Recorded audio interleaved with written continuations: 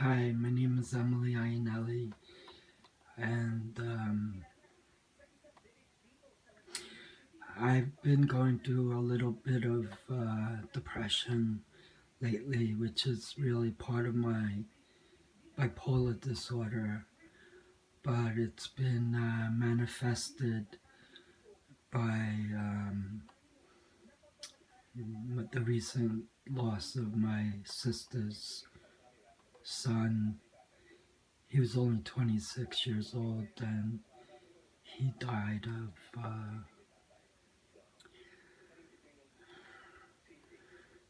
I guess you could say,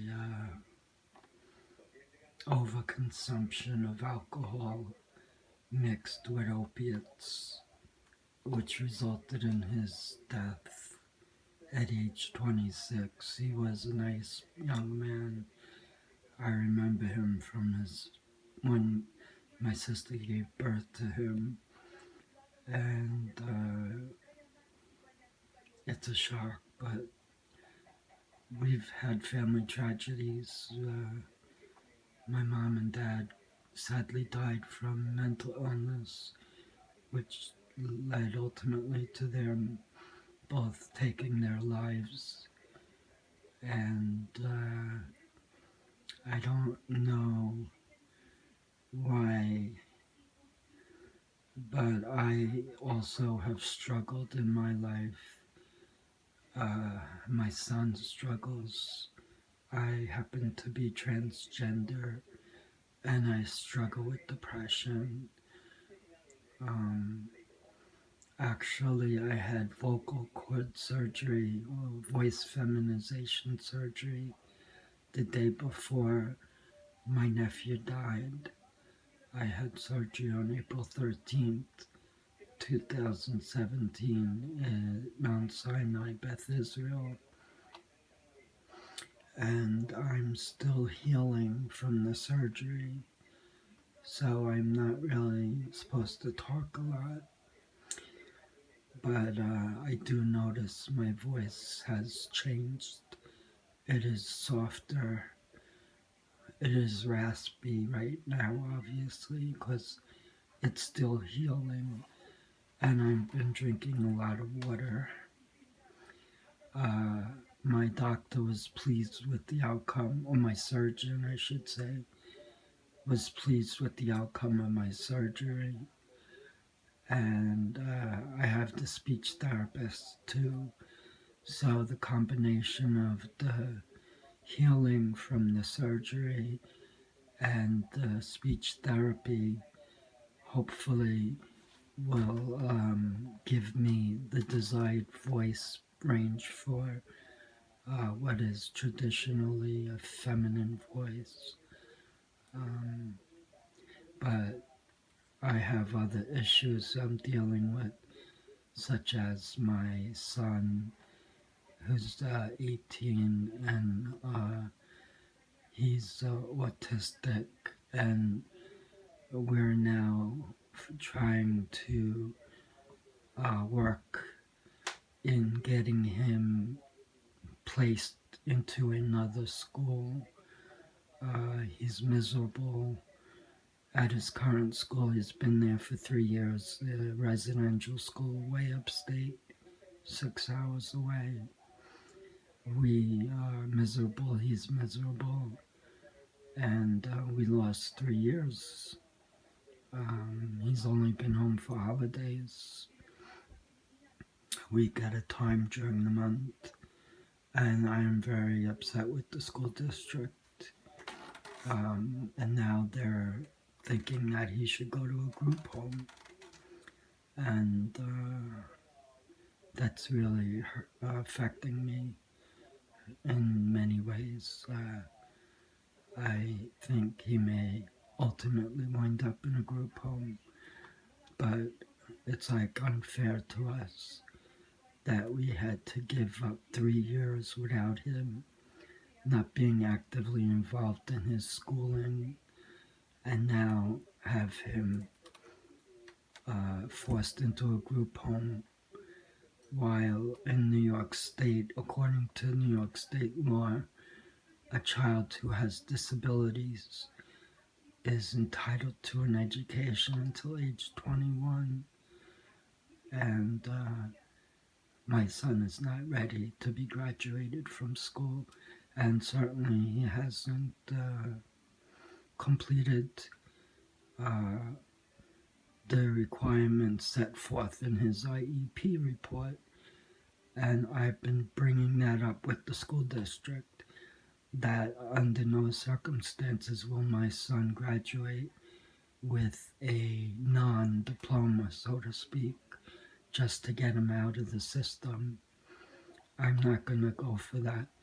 If I have to hire an attorney, I'm going to do that, because I am pretty much fed up with the way Levittown schools have treated my son.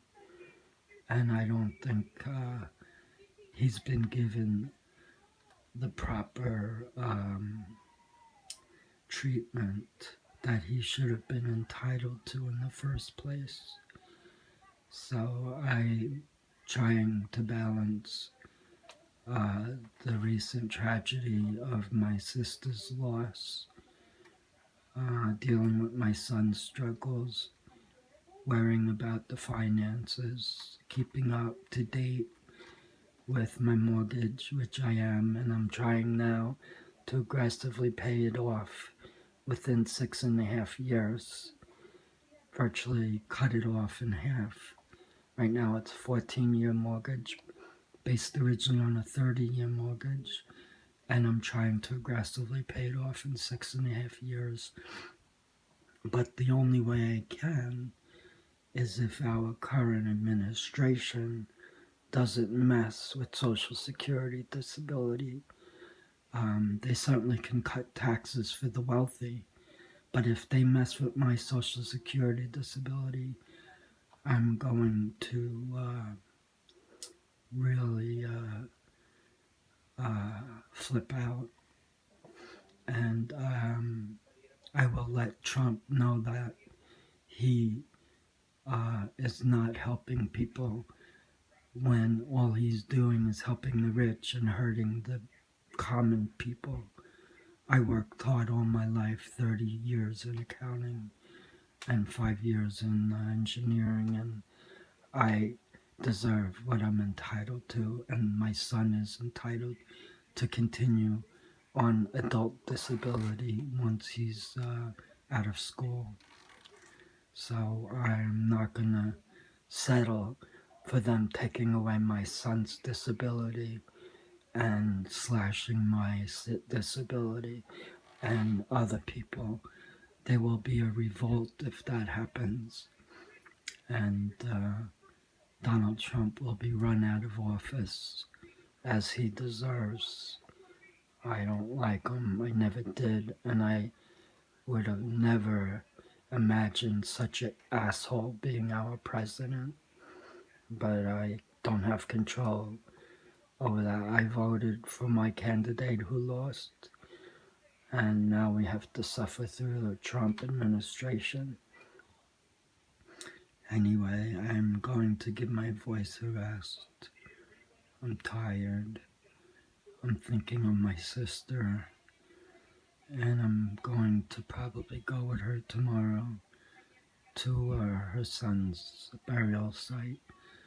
One last thing to share is that my nephew, when he was young, I used to take him and his older brother to Met games at Shea. So I have those memories. And he had a very kind and loving girlfriend who knew of his past based on a private conversation with my sister. And instead of abandoning him, she worked hard to try to help him. She was not into the drugs and the alcohol scene. She was a very good girl, and she had a good heart, and she was devastated as if she was a family member. So not only is my sister and her family devastated, but my nephew Gregory's girlfriend is devastated too, and her family. So I'm thinking of her too. She came up from Florida as my nephew was flown up with the arrangements. I don't really know what's involved when you're flying up a dead person, but I'm sure my sister had to do a lot, or her girlfriend, his girlfriend, uh, was the first on scene to notice that my nephew was dead. She happened to be concerned when he didn't show up to her home for an outing. So she went to his apartment, and that's when she discovered his body. And she called the police, and when they went to the hospital, he was already dead. Um, and she had to call my sister, but she had the police officer speak to her and the hospital administration. She was devastated, and my heart goes out to her as well. And I pray for Gregory that he will be at peace. I guess that's it. I love you, and good night.